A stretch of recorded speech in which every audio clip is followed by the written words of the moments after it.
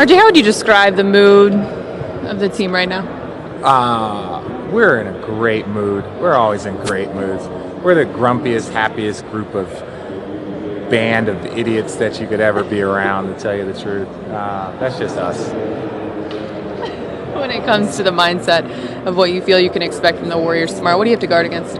Well, I think they're going to do this as a Game 7 situation. I really and truly believe so. I think for them, that they, for us, every game's a Game 7, but for them, this particularly is a Game 7 from the standpoint of they don't want to go back to Cleveland. They understand that anything can happen in a Game 7. I think both teams know that and understand that. So for them, they view this as the one opportunity where everything's kind of in their favor. I don't know if it'll be in their favor if it goes back to Cleveland. Who knows with all the pressure, if it goes to Game 7, it'll be in their favor. So this is the one game where they have not as much pressure and they have an opportunity to close out in front of their own fans. When did you become such a successful role man on the pick and roll? Well, 2 days ago, to tell you the truth. No, man, you have to pride yourself, and I think they have a lot of guys on their team that do it also, where you just have to pride yourself in being a basketball player. It's rolling, trying to make the right plays. I got great guys and great shooters on the floor, so it's my job just to roll and make sure you make the right play. They're not asking me to do too much in that situation, but it's still something that it's harder than you think, but having the teammates around makes it a little bit easier. In all your years in the league, have you ever run pick and roll as the role man so often? I have in situations, but not. Obviously not on a stage like this where every decision that you're making is that important. But that's what this team does, because they play small. They put you in that position to have to do stuff like that. And I'm fine with that. I think it's also something that like Bron could. He's one of the best role guys in the NBA if you look at what he's able to do. But they make it easy. All the reads are there. I just have to make the right one. LeBron was talking about how you got to give superstars like KD different looks, and how you've been doing a good job on him at the time you're on. Can you just describe what that's been like for you? Well, I've guarded KD since he came into this league, and he's one of the best talents that this league has seen. It's the same with guarding LeBron. I've had to do that since they came into this league. All the high-level small forwards, Carmelo, these are guys that are very different players. They're all very unique talents, and so you have your hands full when you get that opportunity to guard them. Tristan did a great job. Shumpert's done a great job. Bron obviously is expected to do so much, but also has done a great job. But he's going to score his points. There is no stopping KD. There is no stopping LeBron or Steph or Kyrie. There's no stopping any of them. It's just trying to give them different looks to take away one or two possessions a game. And how key is it to give Bron a little bit of a break from that? Well, I just think that he doesn't need a break. I just think that it makes it's smarter for us. You can't just always try and be the strongest. You have to be the smartest. I just view this as an opportunity for him to roam around, to go and grab loose balls, to play passing lanes. So he's not just taking a break on defense. He's actually doing so much more. And so now, if he can grab the rebound and push it, it's just he's not at the point of contact in a few of these situations. So it's not like we're resting him on defense. We're not putting him in a corner and telling him to guard anybody. He was guarding Draymond, their other all-stars. So he's still guarding an all-star. He still has a lot of responsibility also. What Kyrie's done in elimination games for the past few years has been pretty extraordinary. What makes him well suited for those situations? And do you notice any kind of different approach you might take in those games? Well, you have to ask Kyrie the approach that he takes, but for the most part, I truly just believe he enjoys the moment. He embraces the moment. I wouldn't say too much, but at times where he wants that moment so bad that he puts pressure on himself because he expects that much of himself. But no, I just think as a competitor, he wants to win. He's not afraid of those moments. He looks forward to those moments. I think that's when he's the most locked in. Is when the intensity is at its highest, and I think that's why he performs so well in those situations. Is there anyone that you can compare him to as far as willingness to take and ability to make bad shots? I wouldn't call him bad. 4 years ago, the shots that Steph Curry takes, people would call them bad. I wouldn't call those bad.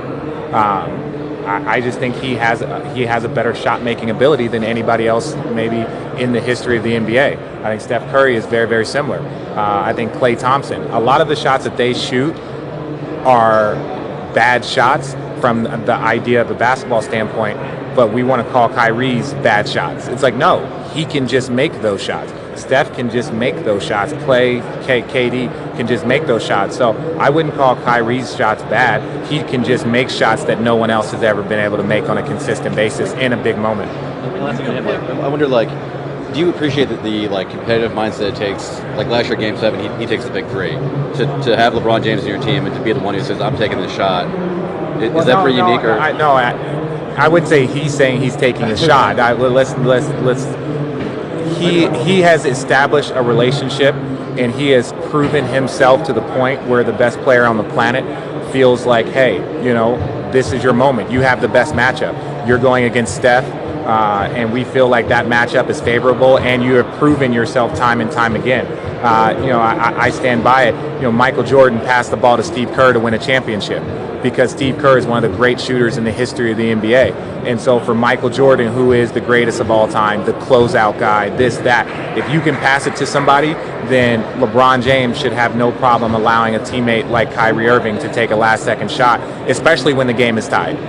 Richard, what do you think your biggest contribution on the offensive end was in game 4? On the offensive end, the fact that I showed up, hit a couple of free throws, that was it. After missing my first two, I was like, this is going to be a long night. Man, my job is just to facilitate, man, whatever position, because I don't know. I don't know where my opportunities are going to come. Last game, I rolled to the basket and I was driving and kicking to people. That's something that I hadn't done pretty much all season consistently. So I have no clue where my offensive contribution is going to come. I just have to be ready and hope that they go in. How about all the screen settings? Oh, the screen, yeah. Well, if they keep putting JaVale McGee on me and Zaza Pachulia, then I'm going to keep setting screens and rolling to the basket. So that's just really that's the role I'm in right now, and that's the role I'm embracing. You were the biggest, one of the biggest energy guys last season too. How much confidence do you have, coming back 3-1? You did the same thing last year. Oh, our confidence level, man, that's a tough one to measure. I think for us, it's just we really and truly just believe in ourselves. It's not about anything else. There's in about 3 hours, everyone here is going to be gone.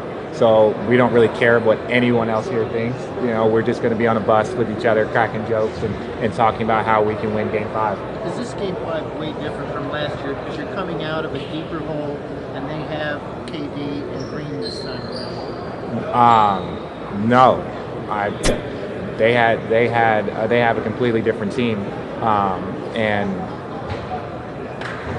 yeah. Is it a tougher ask, I guess, is what I'm asking? I feel very, very confident in our team and our ability. I can just tell you this. A lot of people didn't believe that we wanted to get on a plane, right, and come back here. And I can guarantee you they don't want to get on a plane and go back to Cleveland, because then we'll probably be getting on a plane and coming back here again. And do you think the magnitude of what you guys did to them offensively has an impact on them? No, they're champions. They're high-level players over there. It was one game. We believe it was one game, but we also believe that we are playing better basketball, and we believe that we have an opportunity to go and win a game here tonight. And we stand by it. We're going to take the same formula. We believe that our fans in Cleveland are so good, and we play so well at home that if we win Game 5, it's probably going to go to 7, and anything can happen in Game 7. Guys, we're going to take 2 more. Talking about the plane rides and everything, do you think there is a pressure on Golden State to get it done? You're damn right it is. It's not on us. It's not the pressure. Where's the pressure on us? They had a 73-win team and they added a former MVP. We added Kyle Korver and Darren Williams.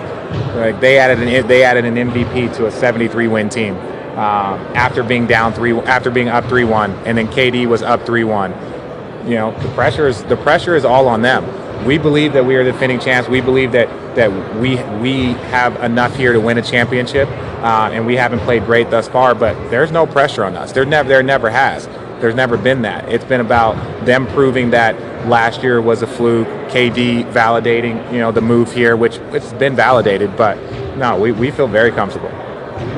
Game 4, you said that you guys had to play a little bit pissed off like they were. Yeah. How do you remain? I'm assuming we saw that in Game 4. How do you remain, quote, pissed off? We're still down. We're still down. It makes it very, very easy. They're going to come out with an amazing focus. Their fans are going to be amazing. They have a great environment. They have a high level team, and so they're going to come out there because they want to try and win it at home. They wanted to try and win it on our court. Draymond said it. They wanted to win it on our court, just like we won it on their court the year before. So they're going to try and do that. We're going to try and hold them off one more night and get it back to Cleveland.